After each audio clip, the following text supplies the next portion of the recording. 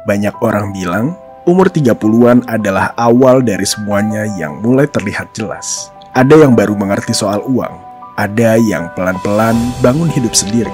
Tapi nggak sedikit juga yang merasa harusnya ada hal-hal yang sudah mereka tahu sejak dulu. Di sesi ini, kita akan mendengarkan cerita dari mereka yang baru melewati fase itu. Selamat datang di sesi pertama hari ini. What I Wish I Knew in My 20s.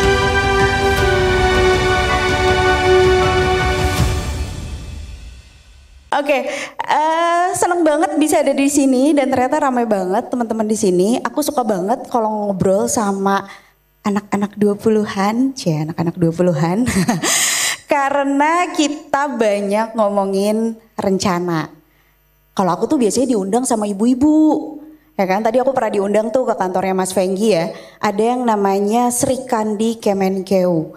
Jadi ibu-ibu usia 50 tahunan masih jadi PNS, mereka punya komunitas. Kalau ngomonginnya sama ibu-ibu yang sudah senior kayak gitu, susah ngomongin rencana ya. Kita ngomonginnya solusi biasanya.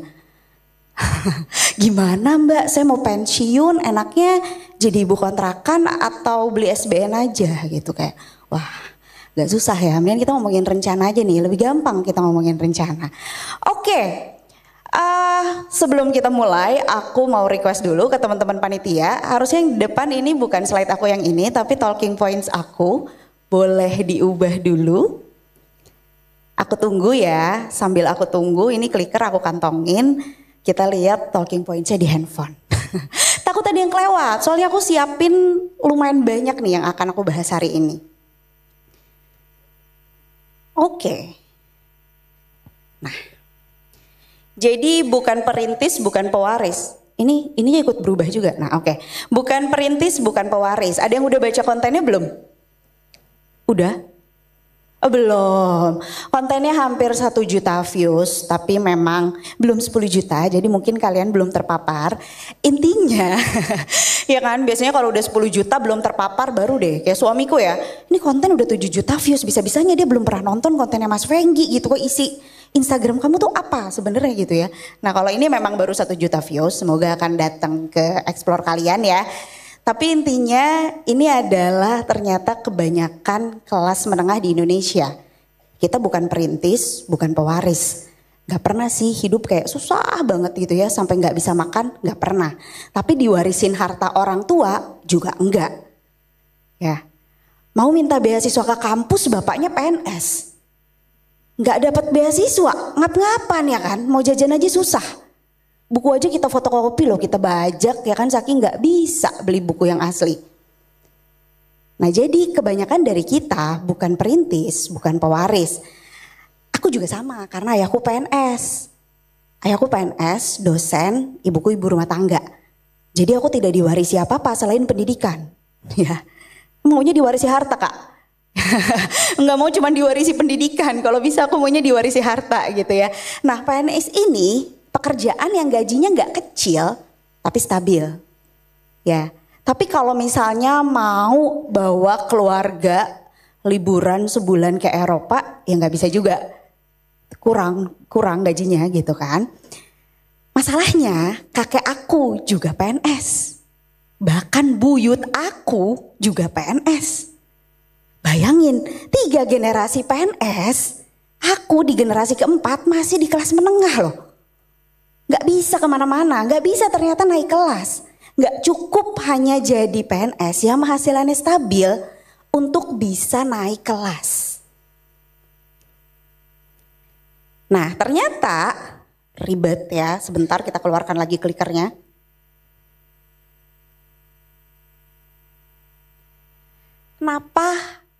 Kenapa nggak ada yang bisa keluar dari kelas menengah? Karena dari keluargaku, even ibuku, ayahku, kakekku, buyutku, nggak ada yang senior generation, semua punya pensiunan, tapi semuanya nggak ada yang pengen jadi kaya. Ada yang mau jadi kaya nggak? Mau ya, kita sepakat semua ya, pengen jadi kaya ya. Jadi kaya itu ternyata sesuatu yang tidak diinginkan di keluargaku. Kenapa? Karena ibu aku aja nih ya, nyuruh aku jadi PNS juga. Perempuan jadi dosen aja, udah kerjanya santai. Aku gak ngelihat ayahku kerjanya santai. Iya kan, sampai rumah bawa nilai-nilai mahasiswa loh. Diperiksa di rumah loh. Kayak bawa kerjaan ke rumah aku gak mau. Tapi ibuku berusaha. Karena ibuku mempertahankan, kamu generasi keempat kamu jadi PNS juga dong. Oh tidak ya kan, tidak mau saya Bu ya. Saya gak akan berdiri di sini mungkin ya kalau saya jadi PNS.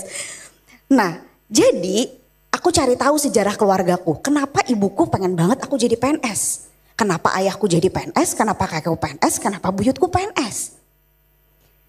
Jadi sejak awal target hidupnya memang bukan jadi kaya. Gak kayak teman-teman di sini ya. Tadi kita semua sepakat ya pengen jadi kaya ya. Ya, yang penting tuh stabil, punya pensiunan yang padahal tuh kecil. Ayahku tuh mengubah gaya hidupnya banget loh saat dia pensiun. Dari yang sebelumnya kayak kalau traktir makan tuh kayak ya udah makan aja gitu. Kalau sekarang kayak bentar nih ayah pensiun nih gitu, uangnya mana gitu kan.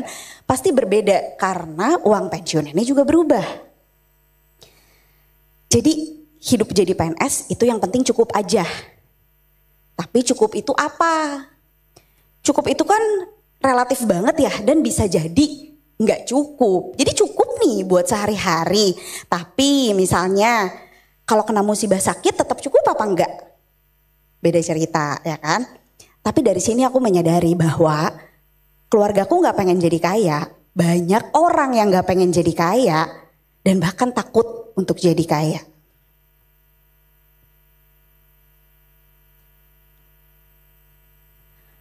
Kenapa orang takut jadi kaya? Karena banyak sekali hal negatif yang melekat sama orang kaya. Apalagi kalau di film-film ya. Di film-film tuh orang kaya tuh pasti jahat. Ya kan? Di film mau referensinya Bidadari lagi, Lala dan Bom Bom. Nonton gak sih? Kayak terlalu tua ya referensinya ya. Tapi intinya di film-film itu orang kaya selalu didefinisikan sebagai orang yang jahat. Orang kaya itu dianggap serakah. Jadi kalau kita punya cita-cita jadi kaya itu tuh dianggap gak layak. Masa mau jadi kaya? Nah itu yang harus kita lepaskan duluan. Karena katanya tuh orang kaya jauh dari keluarga. Enggak kayaknya ya. Aku bisa kok jadi orang kaya yang tetap dekat dengan keluargaku. Gak apa-apa nggak kaya asalkan halal.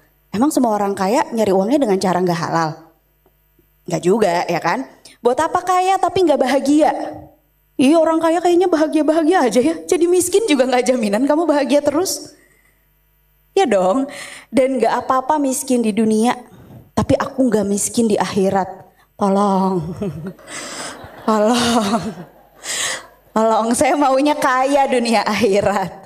Ya, kita bisa jadi kaya tanpa mengorbankan hal-hal itu semua. Kita bisa loh jadi kaya dengan cara yang halal dan jadi orang kaya. Bisa bantu kita untuk kaya juga di akhirat. Kita bisa sedekah, kita bisa bawa keluarga umroh, kita bisa ngumrohin orang lain. Kita bisa bantu dan bermanfaat buat banyak orang kalau kita kaya. Makin pengen jadi kaya ya? Makin. Oke. Jadi kalau kamu takut jadi kaya, ribet banget ya ngomongnya. Kalau kamu takut jadi kaya karena takut gak bahagia, harusnya kamu juga takut jadi miskin. Karena jadi miskin juga bukan jaminan bahagia.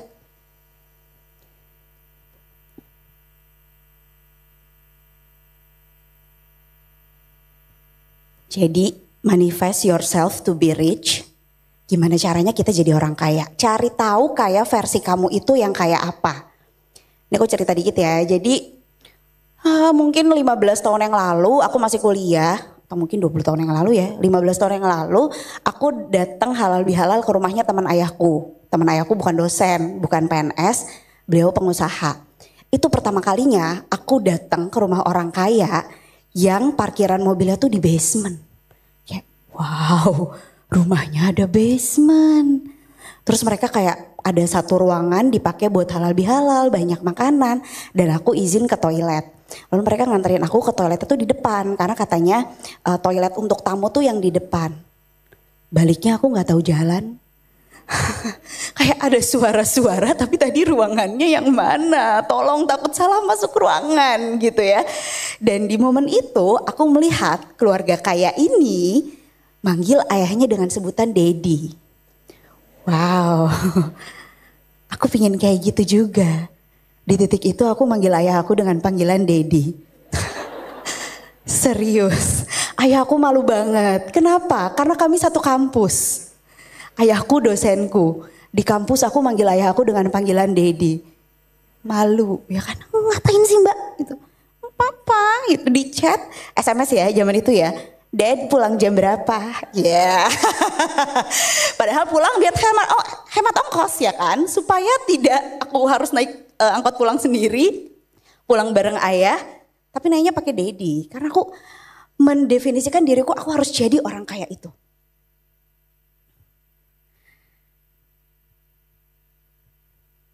Kenapa emangnya aku harus jadi kaya? Mulai agak berat nih ya bahasannya. Tadi udah diwanti-wanti di belakang ya, hanya beberapa ada yang harus off the record karena kita mau ngomongin negara, gak ada yang bercanda. Oke. Kalau di Instagram soalnya ngomongin negara itu rame banget postingan aku ya. Tapi juga kadang-kadang agak sedikit takut hilang. Cuman ya aku berhati-hati ya. Kenapa aku ingin jadi kaya? Karena negara kita ini gak sepenuhnya jamin pendidikan dan kesehatan. Betul ya?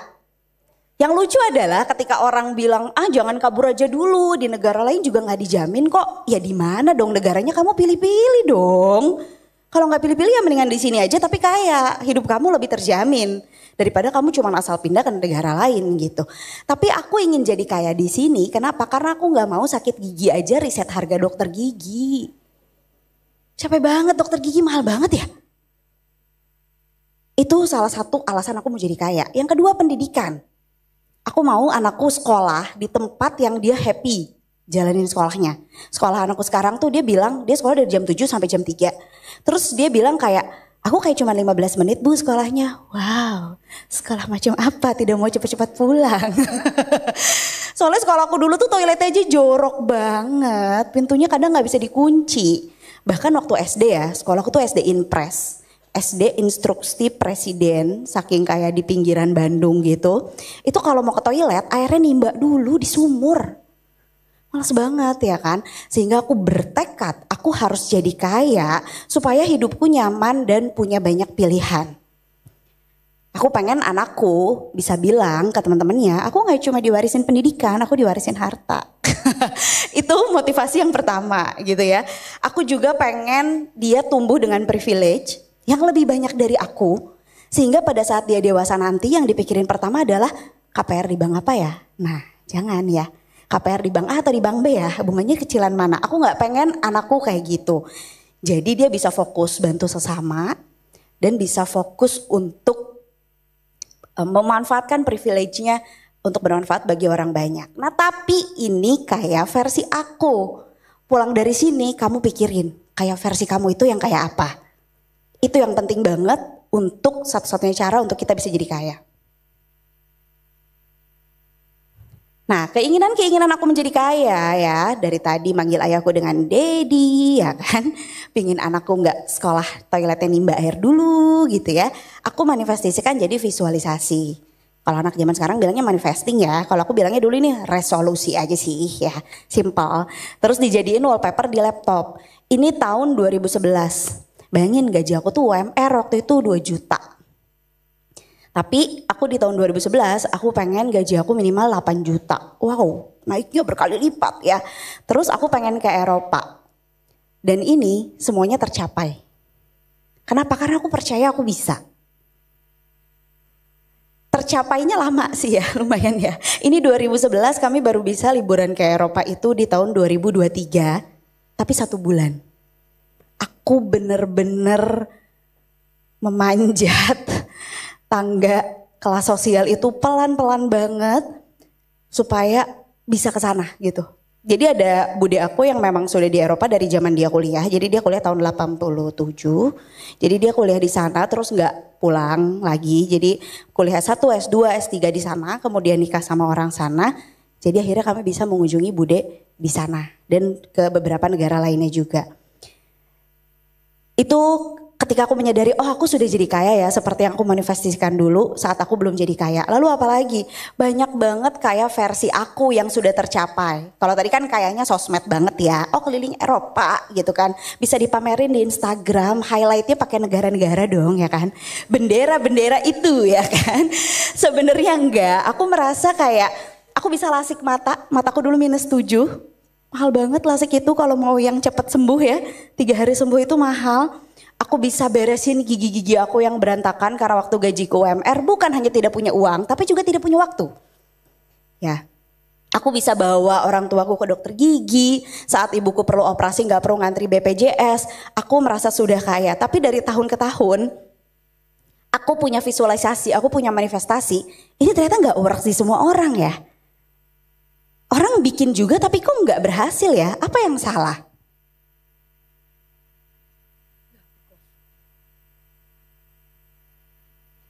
Ternyata aku baru tahu, that's my daddy.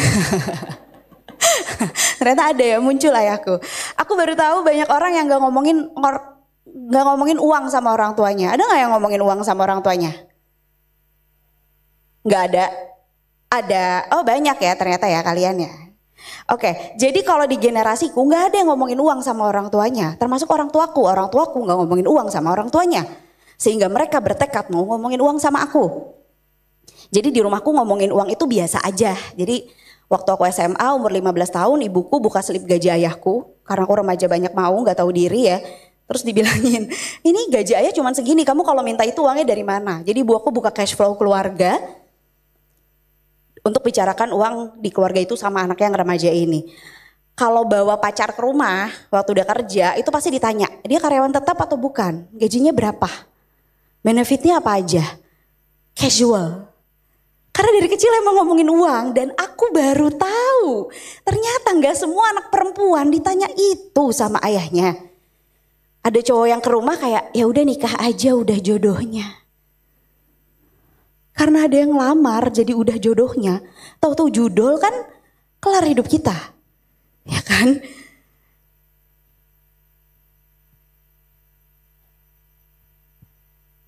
Jadi ini pelajaran pertama ya, terutama buat kita perempuan. Ngomongin uang itu kamu gak matre. Bicara uang itu gak matre sama sekali. Uang tuh nothing big, casual aja, regular conversation. Jadi kamu cuman realistis karena hidup itu akan terus menerus butuh uang. Kamu akan perlu sekali punya pembicaraan yang casual tentang uang dengan siapapun. Dengan bestie kamu, dengan teman kamu, dengan keluarga kamu, apalagi dengan pasangan kamu. Ngomongin uang harusnya gak sensitif. Ngomongin uang harusnya bisa jadi motivasi. Kalau masih ada perasaan takut, ya itu tadi. Karena kita mendefinisikan uang sebagai keserakahan gitu. Padahal kan bukan. Jadi aku biasa aja saat bahas uang sama pacar aku. Jadi waktu itu memang kayak udah umur 23. Udah ada kayak pembicaraan mau nikah. Tapi ketika dia bayar pakai kartu kredit terus, aku jadi tanya kenapa bayar pakai kartu kredit terus? Pertanyaan-pertanyaan ini yang penting banget ditanyain. Apakah dia punya utang? Apakah keluarganya punya utang? Apakah keluarganya punya history dikejar-kejar debt collector? Karena kalau kamu nggak tahu itu, kamu akan repot sekali di masa depan. Apakah dia nabung? Gimana habitnya?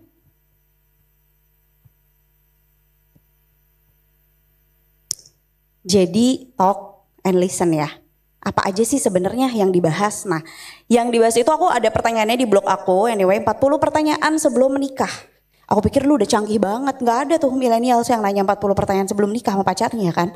Sekarang aku dapat mention dari anak-anak Gen Z, Kak aku kembangin pertanyaannya jadi 100. Wow, emang kurang dalam ternyata pertanyaan saya gitu ya.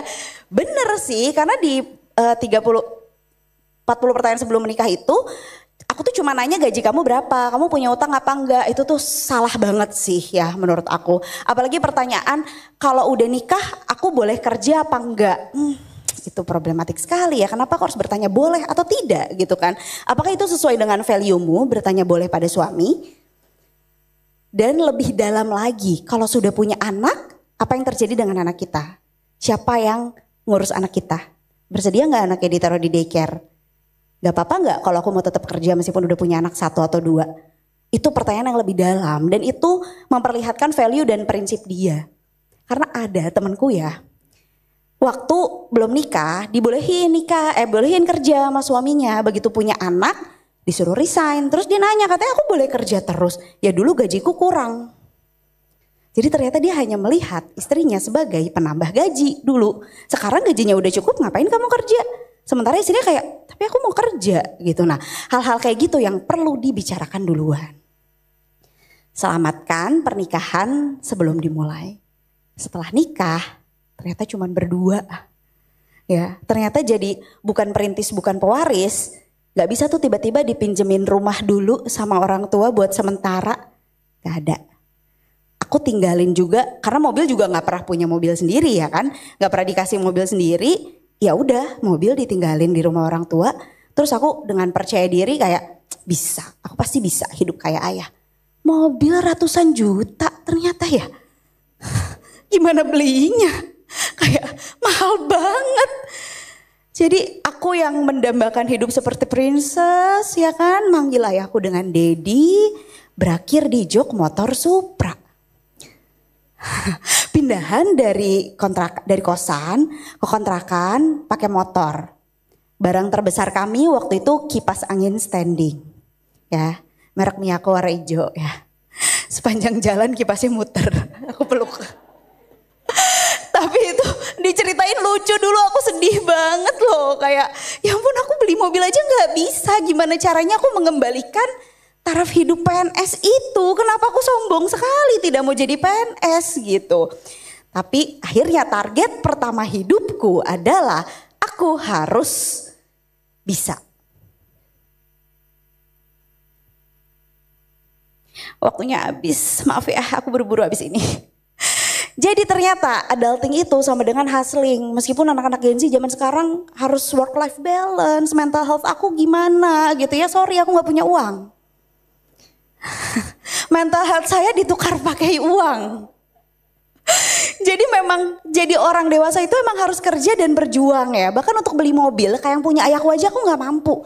Pada akhirnya aku bisa beli mobil, itu mobil tua banget. Itu waktu itu tahun 2014 aku beli mobil tahun 2000. Harganya di bawah 50 juta. Yang penting anakku bisa ke daycare, aku antar gak pakai motor biar kalau hujan gak pusing. Aku lakuin semua yang aku bisa. Karena aku bisanya nulis, aku freelance nulis, aku nulis di website-website brand, aku blogging sampai detik ini gak ada satupun sosial media di mana aku gak ngonten. Aku Twitteran ngonten, aku ada Instagram aku ngonten, ada sosial media apapun aku ngonten. Kenapa? Karena konten jadi uang. Tapi capek boleh, gak apa-apa, dilakukan semua demi mimpi ya. Demi jadi kaya, demi hidup yang nyaman dan punya banyak pilihan. Jadi poinnya adalah make the most of your 20s. Jadi lakukan apa yang kamu suka, lakukan apa yang mendekatkan kamu dengan cita-cita kamu. Jangan yang menjauhkan, apalagi kalau teman-teman. Kalau teman-teman di sekitar kamu sekiranya malah ngejauhin kamu dari cita-cita kamu, udah deh bikin boundaries, cari teman baru, cari komunitas baru. Aku bersyukur aku hustling banyak banget di umur 20-an sampai aku kayaknya gak tidur-tidur. Karena aku punya anak sambil pumping, sambil blogging. Bodoh amat, yang penting aku punya uang ya. Aku memaksimalkan skill yang aku punya untuk jadi uang. Aku bersyukur juga aku kenal kesehatan mental di usia 20-anku. Terapi, healing, sehingga pada akhirnya aku bisa datang ke usia 30-anku dengan less trauma. Aku bersyukur aku gak malu bahas uang sama pacar, sama temen, sama orang tua, sama siapapun. Aku bersyukur aku bisa nolak ajakan teman-teman aku. Jadi waktu pertama kali nikah dan menyadari aku gak punya uang dan punya motor Supra itu doang ya. Tiap ada yang ngajak nongkrong tuh aku bilang enggak. Simply karena aku gak punya uang. Karena aku waktu itu nikah langsung punya anak. Uang yang aku kira cukup ternyata buat 3 nyawa tuh jadi gak cukup. Aku bersyukur aku berani mimpi besar dan aku bertanggung jawab sama mimpi itu. Aku bersyukur aku diberi jalan untuk bertemu dengan berbagai cara, memahami masa lalu, memahami keluargaku. Sehingga aku gak ada dendam sedikit pun sama keluargaku.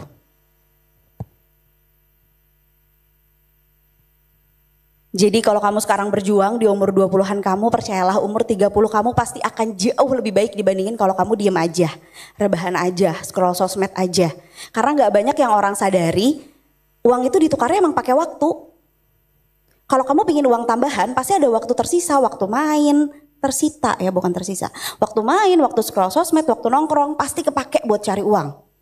Dan itu gak apa-apa kalau itu bisa mendekatkan kamu sama mimpi kamu. Jadi setelah 10 tahun aku kerja hustling, suamiku 15 tahun kerja hustling, kami akhirnya switching career. Aku jadi full time content creator, aku juga ngomongin finansial, jadi trainer di kantor-kantor. Suamiku sebelumnya dia IT engineer, dia switching career jadi play terapis bermain anak. Dan itu hanya mungkin dan bisa dilakukan karena kami udah kerja mati-matian 15 tahun. Kami juga jadi bisa punya kerjaan yang fleksibel, kerja dari rumah, dan privilege paling besarnya adalah anak tumbuh tanpa neni, tanpa driver, karena bisa kami antar jemput tiap hari sekolah dan lesnya. Jadi kami udah gak hustling lagi, kami udah slowing down, tapi masih terus belajar cari cara untuk tetap bisa bermanfaat buat banyak orang. Jadi apa aja sih hal-hal yang orang tua kita tuh gak ajarin tentang uang? Yang pertama self control, ini jarang banget diajarin ya. Kelola uang itu tentang mengontrol dan mengelola emosi. Yang kedua trauma healing, discovering your family history. Cari tahu deh kenapa orang tua kamu tuh kayak gitu. Cari tahu dulu dibesarkan sama kakek neneknya gimana. Pakai pertanyaan simpel aja, ayah waktu kecil pengen beli apa sih yang gak kebeli? Itu bisa kebuka banyak banget cerita keluarga. Unlocking so much that you don't know and what you can change. Pandangan kamu sama orang tua kamu tuh pasti akan jadi beda banget. Kemudian rich mindset, pingin jadi kaya ya, manifesting kayak aku tadi. Keinginan kita jadi kaya tanpa menghalalkan segala cara. Kemudian punya skill yang jadi uang, ini penting banget. Kalau kamu belum punya, kamu cari skill apa yang bisa diuangkan. Stop seeking validation, topik validasi sama Gen Z ini pasti ditanya ya, aku di podcast manapun yang podcasternya Gen Z pasti kayak gimana caranya stop validasi orang kak. Waduh.